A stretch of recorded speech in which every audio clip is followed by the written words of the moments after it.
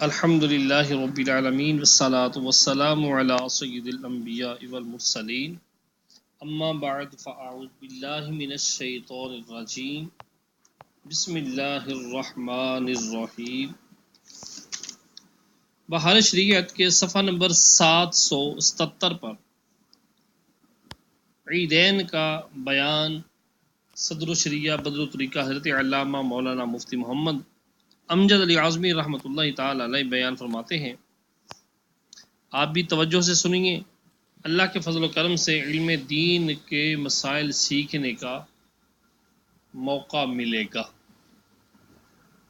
اللہ تبارک و تعالیٰ قرآن کریم فرقان حمید میں ارشاد فرماتا ہے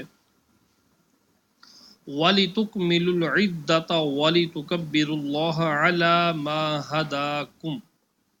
ترجمہ کنز ایمان، روزوں کی گنتی پوری کرو اور اللہ کی بڑائی بولو کہ اس نے تمہیں ہدایت فرمائی۔ اور رب کعبہ فرماتا ہے فَصَلِّ لِرَبِّكَ وَانْحَرْ، اپنے رب عز و جل کے لیے نماز پڑھ اور قربانی کر۔ حدیث نمبر 1 ابن ماجہ ابو امامہ رضی اللہ تعالی عنہ سے راوی ہیں کہ رسول اللہ صلی اللہ تعالی علیہ وآلہ وسلم فرماتے ہیں جو عیدین کی راتوں میں قیام کرے اس کا دل نہ مرے گا جس دن لوگوں کے دل مریں گے۔ حدیث نمبر 2 اصبہانی معاذ بن جبل رضی اللہ تعالی عنہ سے راوی کہ فرماتے ہیں جو 5 راتوں میں شب بیداری کرے اس کے لیے جنت واجب ہے۔ ذی الحجہ کی 8ویں، 9ویں، 10ویں راتیں اور عید الفطر کی رات اور شعبان کی 15ویں رات یعنی شب براءت۔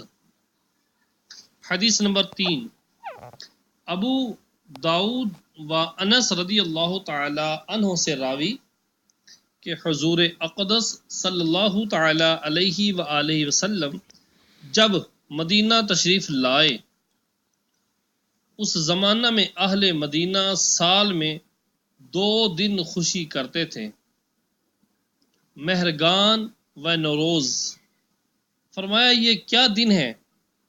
لوگوں نے عرض کی جاہلیت میں ہم ان دنوں میں خوشی کرتے تھے۔ فرمایا اللہ تعالی نے ان کے بدلے میں ان سے بہتر 2 دن تمہیں دیے، عید الاضحیٰ و عید الفطر کے دن۔ حدیث نمبر 4 اور 5 ترمذی و ابن ماجہ و دارمی بریدہ رضی اللہ تعالی عنہ سے راوی کے حضور اقدس صلی اللہ تعالی علیہ وآلہ وسلم عید الفطر کے دن کچھ کھا کر نماز کے لیے تشریف لے جاتے اور عید الاضحیٰ کو نہ کھاتے جب تک نماز نہ پڑھ لیتے۔ اور بخاری کی روایت انس رضی اللہ تعالی عنہ سے ہے کہ عید الفطر کے دن تشریف نہ لے جاتے جب تک چند کھجوریں نہ تناول فرما لیتے اور وہ کھجوریں تاک ہوتیں۔ حدیث نمبر 6 ترمذی و دارمی نے ابو ہریرہ رضی اللہ تعالی عنہ سے روایت کی کہ عید کو ایک راستہ سے تشریف لے جاتے اور دوسرے سے واپس ہوتے۔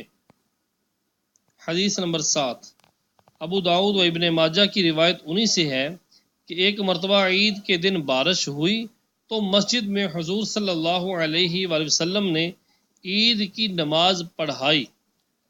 حدیث نمبر 8 صحیحین میں ابن عباس رضی اللہ تعالی عنہما سے مروی ہے کہ حضور صلی اللہ علیہ وآلہ وسلم نے عید کی نماز 2 رکعت پڑھی، نہ اس کے قبل نماز پڑھی نہ بعد۔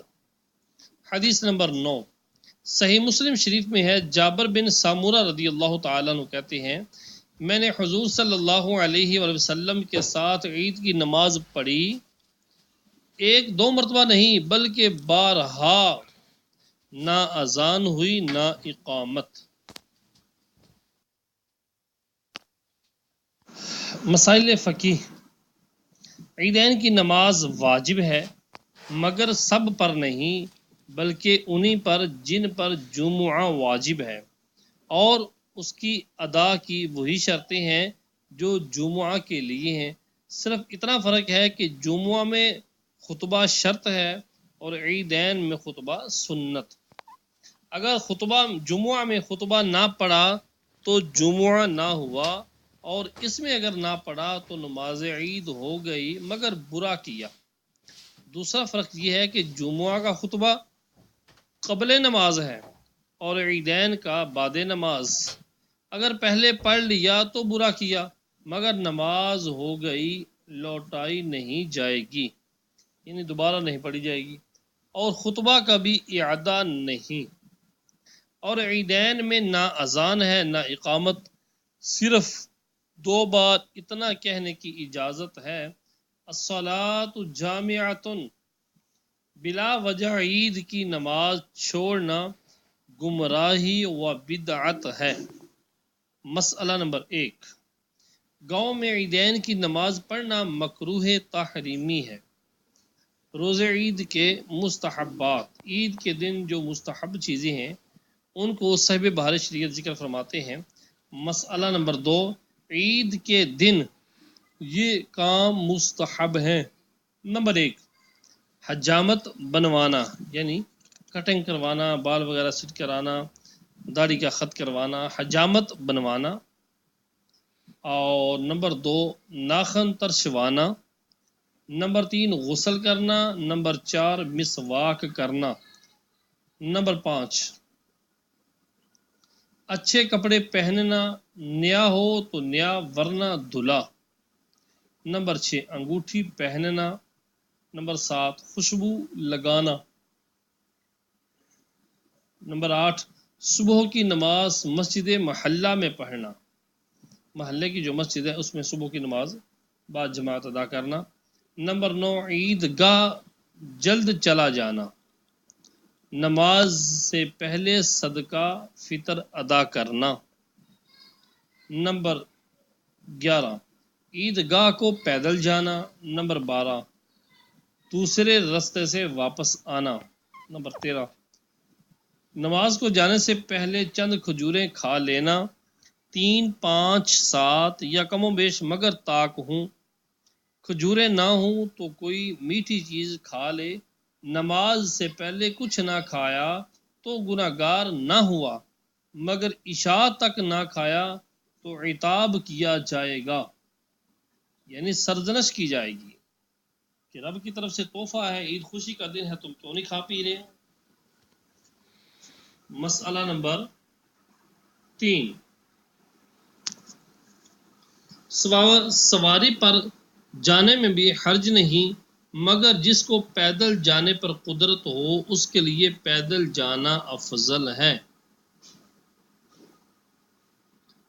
اور واپسی میں سواری پر آنے میں بھی حرج نہیں۔ یہ پیچھے انگوٹھی کا ذکر ہوا کہ انگوٹھی پہننا بھی مستحب ہے۔ اس کو صاحب بہار شریعت کی یہ جو بہار شریعت ہے اس کی حاشیے کے اندر لکھا ہے، اس کی تفصیلی معلومات کے لیے بہار شریعت کے حصہ نمبر 16 میں انگوٹھی اور زیور کا بیان آپ ملاحظہ کر سکتے ہیں، پڑھ سکتے ہیں۔ امیر علیہ سنت بانی دعوت اسلامی حضرت علامہ مولانا ابو بلال محمد الیاس عطار قادری رضوی دامت برکاتہم العالیہ نماز کے احکام میں فرماتے ہیں: جب کبھی انگوٹھی پہنیے تو اس بات کا خاص خیال رکھیے کہ صرف 4.5 ماشے سے کم وزن چاندی کی ایک ہی انگوٹھی پہنیے، اس سے زیادہ نہ پہنیے، اور اس ایک انگوٹھی میں بھی نگینہ ایک ہی ہو، ایک سے زیادہ نگینے نہ ہوں۔ بغیر نگینے کے بھی مت پہنیے۔ نگینے کے وزن کی کوئی قید نہیں۔ چاندی کا چھلا یا چاندی کے بیان کردہ وزن وغیرہ کے علاوہ کسی بھی دھات کی انگوٹھی یا چھلا مرد نہیں پہن سکتا۔ اللہ اکبر۔ مسئلہ نمبر 4، عیدگاہ کو نماز کے لیے جانا سنت ہے، اگرچہ مسجد میں گنجائش ہو، اور عیدگاہ میں ممبر بنانے یا ممبر لے جانے میں حرج نہیں۔ مسئلہ نمبر 5، خوشی ظاہر کرنا۔ نمبر 16، کثرت سے صدقہ کرنا۔ نمبر 16 نمبر ہے عیدگاہ کو اطمینان و وقار اور نیچی نگاہ کیے جانا۔ مستحب نمبر ہے 17، آپس میں مبارک دینا مستحب ہے اور رستہ میں بلند آواز سے تکبیر نہ کہے۔ مسئلہ نمبر 6، نماز عید سے قبل نفل نماز مطلقاً مکروہ ہے، عیدگاہ میں ہو یا گھر میں، اس پر عید کی نماز واجب ہو یا نہیں، یہاں تک کہ عورت اگر چاش کی نماز گھر میں پڑھنا چاہے تو نماز ہو جانے کے بعد پڑھے، اور نماز عید کے بعد عیدگاہ میں نفل پڑھنا مکروہ ہے۔ گھر میں پڑھ سکتا ہے، بلکہ مستحب ہے کہ 4 رکعتیں پڑھے۔ یہ احکام جو ہے یہ خواص کے ہیں۔ عوام اگر نفل پڑھیں اگرچہ نماز عید سے پہلے، اگرچہ عیدگاہ میں، تو انہیں منع نہ کیا جائے۔ عوام سے مراد وہ جہالہ جن کو مسائل سے بے خبری ہے، جو مسائل نہیں جانتے ان کو منع نہ کیا جائے، تاکہ کچھ نہ کچھ ادا تو کر رہے ہیں، کہیں آپ منع کریں گے تو نماز پڑھنا ہی نہ چھوڑ دیں۔ مسئلہ نمبر 7، نماز کا وقت بقدر ایک نیزہ آفتاب بلند ہونے سے دحوائے کبریٰ یعنی نصف النہار شرعی تک ہے نماز عید کا وقت، مگر عید الفطر میں دیر کرنا اور عید الاضحیٰ میں جلد پڑھ لینا مستحب ہے۔ اور سلام پھیرنے کے پہلے زوال ہو گیا تو نماز جاتی رہی۔ زوال سے مراد نصف النہار شرعی ہے، جس کا بیان باب الاوقات کے اندر بھی تفصیل آپ کو عرض کر دیا ہے۔ نماز عید کا طریقہ۔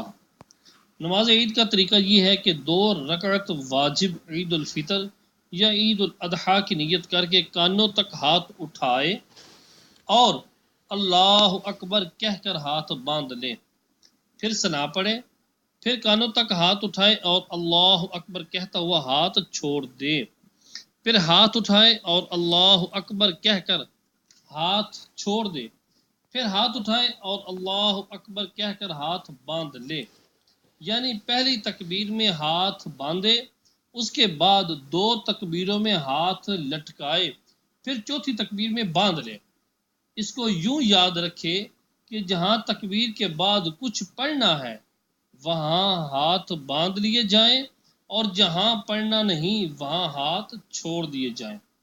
پھر امام اعوذ اور بسم اللہ آہستہ پڑھ کر جہر کے ساتھ بلند آواز کے ساتھ الحمد و سورت پڑھے گی، پھر رکوع سجود کرے، دوسری رکعت میں پہلے الحمد و سورت پڑھے، پھر 3 بار کان تک ہاتھ لے جا کر اللہ اکبر کہے اور ہاتھ نہ باندھے، اور چوتھی بار بغیر ہاتھ اٹھائے اللہ اکبر کہتا ہوا رکوع میں جائے۔ اس سے معلوم ہو گیا کہ عیدین میں زائد تکبیریں 6 ہوئیں، 3 پہلی میں قرات سے پہلے اور تکبیر تحریمہ کے بعد، اور 3 دوسری رکعت میں قرات کے بعد اور تکبیر رکوع سے پہلے، اور ان 6 تکبیروں میں ہاتھ اٹھائے جائیں گے، اور ہر 2 تکبیروں کے درمیان 3 تسبیح کی مقدار سکتہ کرے، خاموشی اختیار کرے۔ اور عیدین میں مستحب یہ ہے کہ پہلی میں سورت جمعہ اور دوسری رکعت میں سورت منافقون پڑھیں، یا پہلی میں سبح اسم ربک الاعلی الذی اور دوسری رکعت میں حل اتاک حدیث الغاشیہ یہ پڑھے۔ مسئلہ نمبر 8، امام نے 6 تکبیروں سے زیادہ کہیں تو مقتدی بھی امام کی پیروی کرے، مگر 13 سے زیادہ میں امام کی پیروی نہیں۔ مسئلہ نمبر 9، پہلی رکعت میں امام کے تکبیر کہنے کے بعد مقتدی شامل ہوا تو اسی وقت 3 تکبیریں کہہ لے، اگرچہ امام نے قرات شروع کر دی، قرات اگرچہ شروع کر دی ہو امام نے، اور 3 ہی کہے اگرچہ امام نے 3 سے زیادہ کہی ہوں، اور اگر اس نے تکبیریں نہ کہیں کہ امام کو رکوع میں چلا گیا، امام رکوع میں چلا گیا تو کھڑے کھڑے نہ کہے بلکہ امام کے ساتھ رکوع میں جائے اور رکوع میں تکبیر کہہ لے، اور اگر امام کو رکوع میں پایا اور غالب گمان ہے کہ تکبیریں کہہ کر امام کو رکوع میں پا لے گا تو کھڑے کھڑے تکبیریں کہے پھر رکوع میں جائے، ورنہ اللہ اکبر کہہ کر رکوع میں جائے اور رکوع میں تکبیریں کہے، پھر اگر اس نے رکوع میں تکبیریں پوری نہ کہی تھی کہ امام نے سر اٹھا لیا تو باقی تکبیریں ساقط ہو گئیں، ختم ہو گئیں، اور اگر امام کے رکوع سے اٹھنے کے بعد شامل ہوا تو اب تکبیریں نہ کہے بلکہ جب اپنی پڑھے اس وقت کہے، اور رکوع میں جہاں تکبیر کہنا بتایا گیا ہے اس میں ہاتھ نہ اٹھائے، اور اگر دوسری رکعت میں شامل ہوا تو پہلی رکعت کی تکبیریں اب نہ کہے بلکہ جب اپنی فوت شدہ رکعت پڑھنے کھڑا ہوا اس وقت کہے، اور دوسری رکعت کی تکبیریں اگر امام کے ساتھ پا جائے فابیہا پڑھ لے، ورنہ اس میں بھی وہی تفصیل ہے جو پہلی رکعت کے بارے میں آپ کے سامنے پیش کی ہے۔ مسئلہ نمبر 10، جو شخص امام کے ساتھ شامل ہوا پھر سو گیا یا اس کا وضو جاتا رہا، اب جو پڑھے تو تکبیریں اتنی کہے جتنی امام نے کہیں اگرچہ اس کے مذہب میں اتنی نہ تھی۔ مسئلہ نمبر 11، امام تکبیر کہنا بھول گیا اور رکوع میں چلا گیا تو قیام کی طرف نہ لوٹے نہ رکوع میں تکبیر کہے۔ نمبر 12، پہلی رکعت میں امام تکبیریں بھول گیا اور قرات شروع کر دی تو قرات کے بعد کہہ لے یا رکوع میں، اور قرات کا اعادہ نہ کرے۔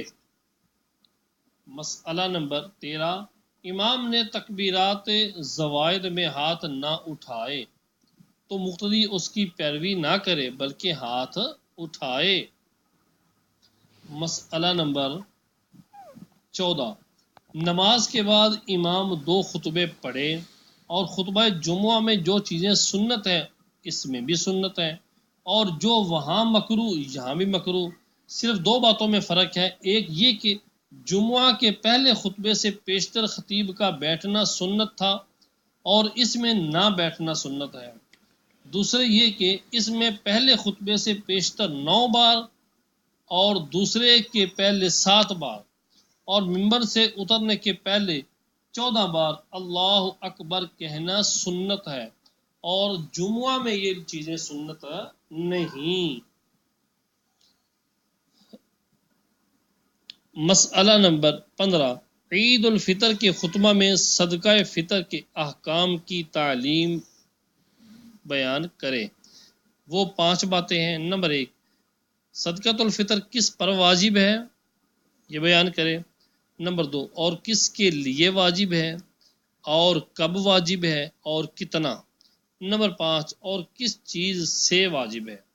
بلکہ مناسب یہ ہے کہ عید سے پہلے جو جمعہ پڑے اس میں بھی یہ احکام بتا دیے جائیں کہ پہلے سے لوگ واقف ہو جائیں، اور عید الاضحیٰ کے خطبہ میں قربانی کے احکام اور تکبیرات تشریق کی تعلیم دی جائے۔ مسئلہ نمبر 16، امام نے نماز پڑھ لی اور کوئی شخص باقی رہ گیا، خواہ وہ شامل ہی نہ ہوا تھا یا شامل تو ہوا مگر اس کی نماز فاسد ہو گئی، تو اگر دوسری جگہ مل جائے تو پڑھ لے ورنہ نہیں پڑھ سکتا۔ ہاں بہتر یہ ہے کہ یہ شخص 4 رکعت چاشت کی نماز پڑھے۔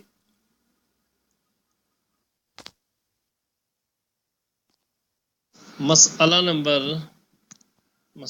ہے 17، کسی عذر کے سبب عید کی نماز نہ ہو سکی، مثلا سخت بارش ہوئی یا ابر کے سبب چاند نہیں دیکھا گیا اور گواہی ایسے وقت گزری کہ نماز نہ ہو سکی، یا ابر تھا، بادل وغیرہ بنے تھے، اور نماز ایسے وقت ختم ہوئی کہ زوال ہو چکا تھا، تو دوسرے دن پڑھی جائے، اور دوسرے دن بھی نہ ہوئی تو عید الفطر کی نماز تیسرے دن نہیں ہو سکتی، اور دوسرے دن بھی نماز کا وہی وقت ہے جو پہلے دن تھا، یعنی ایک نیزہ آفتاب بلند ہونے سے نصف النہار شرعی تک یہ نماز عید الفطر کا دن ہے، اور بلا عذر عید الفطر کی نماز پہلے دن نہ پڑھی تو دوسرے دن نہیں پڑھ سکتے، بلا عذر اگر نہیں پڑھی پہلے دن تو۔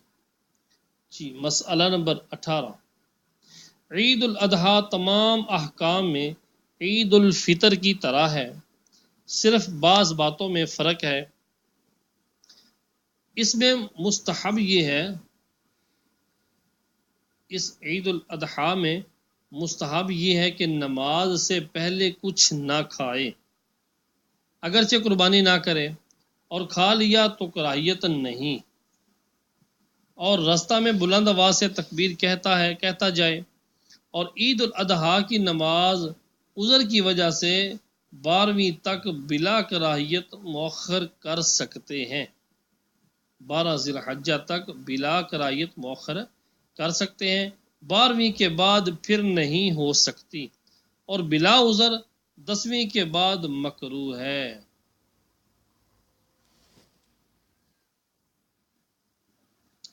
مسئلہ نمبر 19،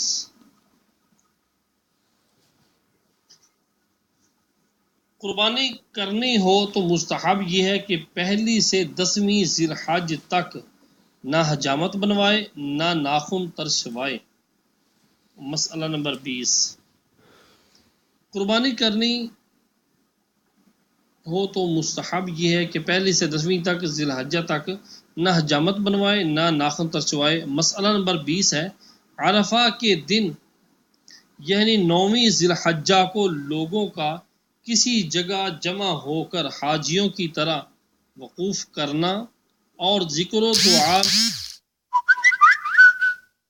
مشغول رہنا صحیح یہ ہے کہ کچھ مذائقہ نہیں، اس طرح کرنا کچھ مذائقہ نہیں، جبکہ لازم و واجب نہ جانے، یعنی اس اکٹھے ہونے کو لازم و ملزوم لازم واجب قرار نہ دیں تو پھر کوئی مذائقہ نہیں، اور اگر کسی دوسری غرض سے جمع ہوئے مثلا نماز استسقاء پڑھنی ہے جب تو بلا اختلاف جائز ہے، اصلا حرج نہیں۔ مسئلہ نمبر 21، بعد نماز عید کی نماز کے بعد مصافحہ و معانقہ کرنا، مصافحہ کرنا ہاتھ ملانا اور معانقہ کرنا یعنی گلے ملنا، جیسا کہ عموماً مسلمانوں میں رائج ہے، یہ بہتر ہے کہ اس میں اظہار مسرت ہے، خوشی کا اظہار کرنا ہے۔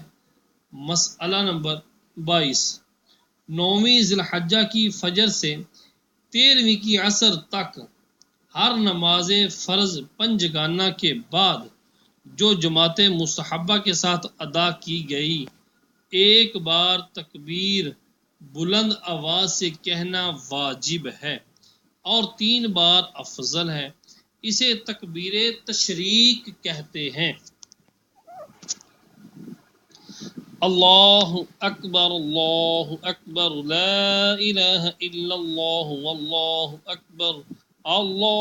اکبر وللہ الحمد، یہ تکبیر تشریق ہے۔ مسئلہ نمبر 23، تکبیر تشریق سلام پھیرنے کے بعد فوراً واجب ہے، یعنی جب تک کوئی ایسا فعل نہ کیا ہو کہ اس نماز پر بنا نہ کر سکے، یعنی منافی نماز سلام پھیرنے کے بعد کوئی عمل نہ کیا ہو تو فوراً تکبیر کہنا پڑھنا واجب ہے۔ اگر مسجد سے باہر ہو گیا یا قصداً وضو توڑ دیا یا کلام کیا اگرچہ سہون تو تکبیر ساقط ہو گئی، اور اگر بلا قصد بغیر ارادے کے وضو ٹوٹ گیا تو اب وضو کر کے کہہ لے۔ مسئلہ نمبر 24 تکبیر تشریق اس پر واجب ہے جو شہر میں مقیم ہو یا جس نے اس کی اقتدا کی، اگرچہ عورت یا مسافر یا گاؤں کا رہنے والا ہو، اور مقیم امام کی اگر اس نے اقتدا کی ہے تو ان پر بھی واجب ہے، اور اگر اس کی اقتدا نہ کریں تو ان لوگوں پر تکبیر تشریق واجب نہیں۔ مسئلہ نمبر 25 نفل پڑھنے والے نے فرض پڑھنے والے کی اقتدا کی تو امام کی پیروی میں اس مقتدی پر بھی تکبیر تشریق واجب ہے، اگرچہ امام کے ساتھ اس نے فرض نہ پڑھے، اور مقیم نے مسافر کی اقتدا کی تو مقیم پر واجب ہے، اگرچہ امام پر واجب نہیں۔ مسئلہ نمبر 26 غلام پر تکبیر تشریق واجب ہے اور عورتوں پر واجب نہیں، اگرچہ جماعت سے نماز پڑھی۔